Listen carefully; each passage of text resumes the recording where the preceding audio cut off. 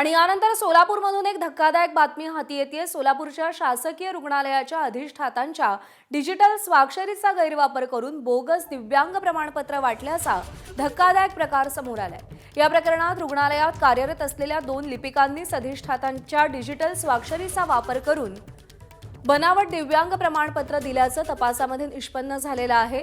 अहिल्यानगर येथील पाटबंधारे विभागात कनिष्ठ लिपिक म्हणून कार्यरत असलेल्या एका व्यक्तीनं 45% कर्णबधीर असल्याचं दिव्यांग प्रमाणपत्र हे सोलापूरच्या शासकीय रुग्णालयातून मिळवलं होतं। या प्रमाणपत्राबाबत अहिल्यानगरच्या सावली दिव्यांग संघटनेनं सोलापूरच्या शासकीय रुग्णालयाचे अधिष्ठाता डॉक्टर ऋत्विक जयकर यांच्याकडे तक्रार केली। त्यानंतर करण्यात आलेल्या चौकशीमध्ये संबंधित दिव्यांग प्रमाणपत्र बनावट असल्याचं समोर आलं। रुग्णालयातील लिपिक वसीम खान आणि सागर राजपूत यांनी अधिष्ठातांच्या डिजिटल स्वाक्षरीचा गैरवापर करून बनावट प्रमाणपत्र दिल्याचं तपासात उघड झालंय। त्यांनी आतापर्यंत किमान 7 ते 8 जणांना बोगस दिव्यांग प्रमाणपत्र दिल्याची माहिती समोर आली आहे।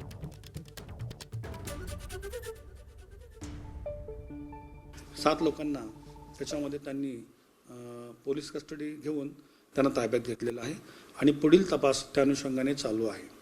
त्याच्यामध्ये माझ्या कार्यालयातील म्हणजे वैद्यकीय अधीक्षक कार्यालयातील 2 लिपिक श्रीयुत वसीम खान आणि सागर राजपूत यांची नावे त्याच्यामध्ये प्रथमदर्शनी निष्पन्न झाली आणि त्यांना पोलिसांनी ताब्यात घेतलेलं आहे।